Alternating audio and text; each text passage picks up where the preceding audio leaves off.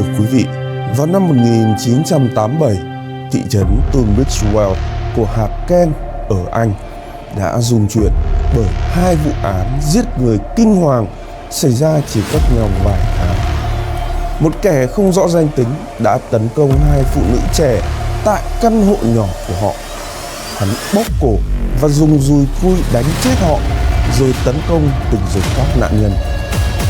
Và trong nhiều thập kỷ, các nhà điều tra bối rối không tìm ra được kẻ thủ ác trong vụ án này.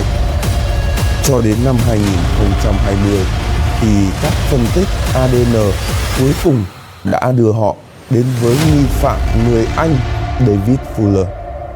Song điều gây chấn động hơn cả là sau khi thủ phạm bị bắt giữ, cảnh sát đã sốc khi tìm thấy bằng chứng cho thấy hắn đã lạm dụng tình dục hơn 100 xác chết trong nhiều năm.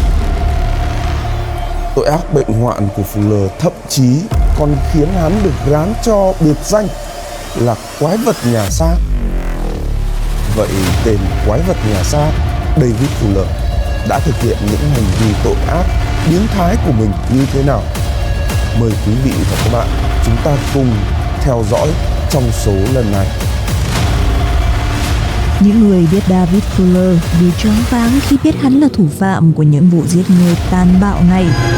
Ở tuổi 67 thì David Fuller đang sống một cuộc sống bình lặng trong một ngõ cũ cổ kính ở Hatfield, East Sussex, là ông bố của 4 con, có những sở thích nhã nhặn như ngắm chim và đạp xe.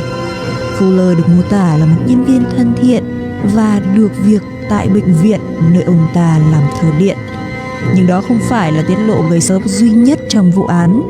Chẳng bao lâu, cảnh sát khám xét nhà của David Fuller ở Sussex đã phát hiện ra một loạt hình ảnh đáng lo ngại cho thấy hắn ta đã lạm dụng tình dục thi thể của hơn 100 phụ nữ và trẻ em trong nhà xác bệnh viện. Tội ác bệnh hoạn của Fuller khiến hắn thậm chí còn được gán cho biệt danh là quái vật nhà xác.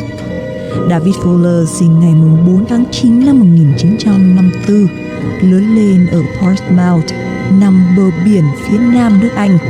Khi trưởng thành thì Fuller làm thợ điện tại nhiều bệnh viện khác nhau quanh vùng Kent và Sussex. Hắn kết hôn 3 lần và có 4 người con từ 3 cuộc hôn nhân đó. Được biết đến là một nhân viên chăm chỉ và thân thiện tại các bệnh viện, Fuller dường như là một người đàn ông bình thường, sống cuộc đời bình lặng, tận hưởng những sở thích hồn nhiên như đạp xe, ngắm chim và chụp ảnh. Nhưng đã có những dấu hiệu ban đầu cho thấy có thứ gì đó đen tối hơn đang ẩn náu bên dưới lớp vỏ ngoài sạch sẽ đó. Vào năm 1973 và năm 1977, Fuller bị kết tội về một loạt vụ trộm tại nhà được gọi là vụ trộm dây leo. Trong đó hắn ta đột nhập vào các ngôi nhà qua cửa sổ phía sau, nhưng Fuller không bị kết án tù. Năm 1987, Wendy Nell, 25 tuổi, sống một mình ở Tunbridge Wells, hạt Kent. Cô mới chuyển đến đó sau cuộc hôn nhân thất bại. Nell có tính cách độc lập, chăm chỉ và hy vọng một ngày nào đó sẽ có con. Lần đầu tiên cô gặp David Fuller khi đang làm quản lý cửa hàng ảnh Super Snaps, nơi Fuller thường đến giờ ảnh. Sau đó, vào ngày 23 tháng 6 năm 1987, Nell được phát hiện tử vong trên giường, trần truồng và đầy máu. Các thám tử xác định cô đã bị tấn công tình dục, có thể sau khi đã chết. Chỉ vài tháng sau, hạt Kent lại chấn động bởi một vụ giết người kinh hoàng khác. Caroline Peels, 20 tuổi, cũng sống một mình ở Tunbridge Wells. Cô làm việc tại nhà hàng địa phương Bristol Brown. Sau này thì nhật ký của Fuller tiết lộ hắn đã ghé thăm nhà hàng đó một số lần. Vào ngày 24 tháng 11 năm 1987, hàng xóm cho biết đã nghe thấy tiếng la hét ngay phía ngoài cửa trước tòa nhà chung cư của Pies. Cô được tìm thấy đã tử vong trong một con mương 3 tuần sau đó, cách nhà chừng 60 km, chỉ mặc một chiếc quần bó. Những vết thương trên cơ thể cô tương tự như vết thương của nhau, khiến cảnh sát nghi ngờ đây là vụ giết người kép do cùng một thủ phạm thực hiện.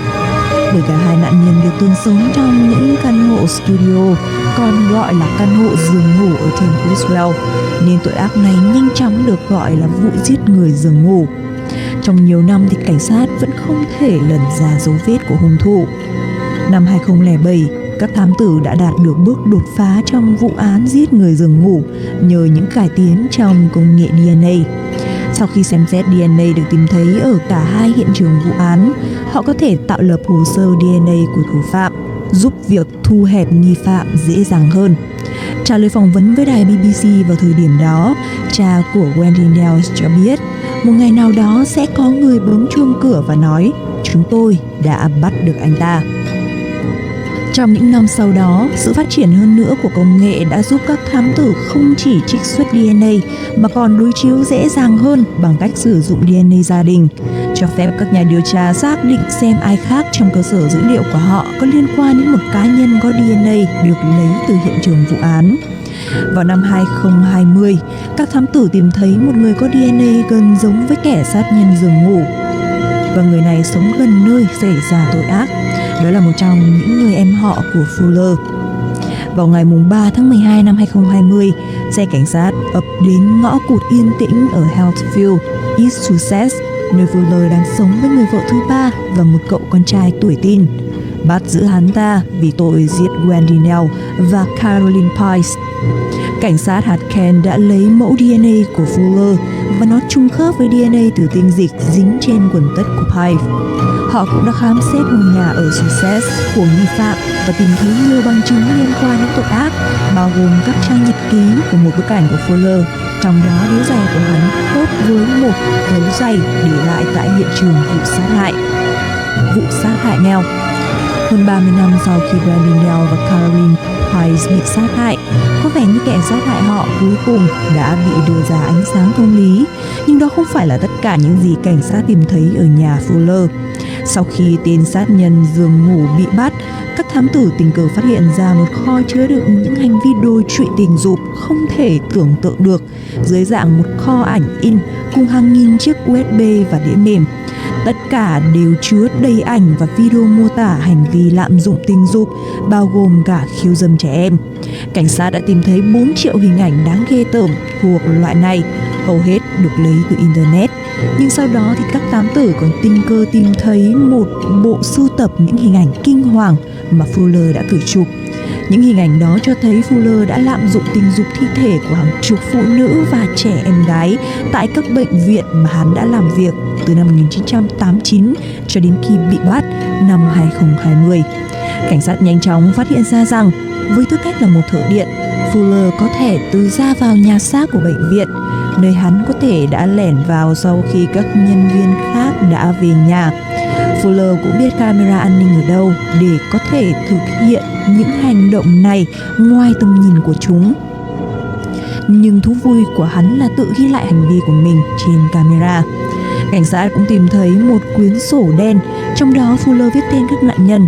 Có vẻ như một số thi thể nạn nhân đã bị hắn ta lạm dụng nhiều lần. Bằng chứng gây sốc này kết hợp với những bằng chứng Fuller là thủ phạm vụ án giường ngủ đã vẽ nên bức tranh một kẻ bệnh hoạn bị ám ảnh bởi sự lạm dụng, hãm hiếp và giết người. Ban đầu David Fuller phủ nhận việc hắn phải chịu trách nhiệm về vụ án giết người giường ngủ. Tuy nhiên vào ngày thứ 4 của phiên tòa, Fuller chuyển sang nhận tội khi bằng chứng chống lại hắn ngày càng trồng chất. Vào tháng 12 năm 2021, Fuller bị kết án chung thân, không có khả năng được ân xá vì tội giết Wendy Nell và Caroline Pice. Hắn bị phạt thêm 12 năm tù vì tội ác bẩn thỉu trong nhà xác. Sau khi tòa kết án thì các nhà điều tra còn xác định được ít nhất 101 nạn nhân trong nhà xác có độ tuổi từ trẻ em dưới 18 tuổi cho đến phụ nữ tới 100 tuổi. Trong phiên điều trần tuyên án, mẹ của một trong những nạn nhân, một bé gái 9 tuổi, đã giận dữ nói với Fuller: "Mày đã cưỡng hiếp con gái tao, con bé đã không thể chống cự gã đàn ông 66 tuổi bẩn thỉu đang hành hạ thân thể mình. Tôi cảm thấy tội lỗi vì đã bỏ con gái ở đó, tôi sẽ không thể nào sống yên được nữa." Thẩm phán cũng có những lời lẽ gay gắt tương tự dành cho gã quái vật trong nhà xác. "Ông đã trở thành một con kền kền," bà nói.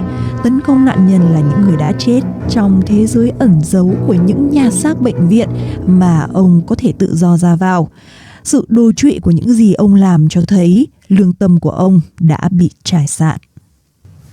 Thưa quý vị, dù đã trải qua nhiều năm, song đến nay các tình tiết rùng rợn trong vụ án David Fuller xâm hại thi thể của 100 nữ giới đã qua đời cùng lời thú nhận của hung thủ vẫn không khỏi gây chấn động đối với dư luận nước Anh nói riêng và toàn thế giới nói chung. Truyền thông Anh đã gọi Fuller là một trong những tội phạm tình dục tồi tệ nhất, trong khi nguồn tin từ phía cảnh sát mô tả tội ác của Fuller là chưa từng có tiền lệ tại Anh. Tới đây thì thời lượng chương trình Chuyện Đông Tây lần này của chúng tôi cũng xin được phép khép lại. Cảm ơn quý vị và các bạn đã quan tâm theo dõi. Còn bây giờ, xin kính chào tạm biệt và hẹn gặp lại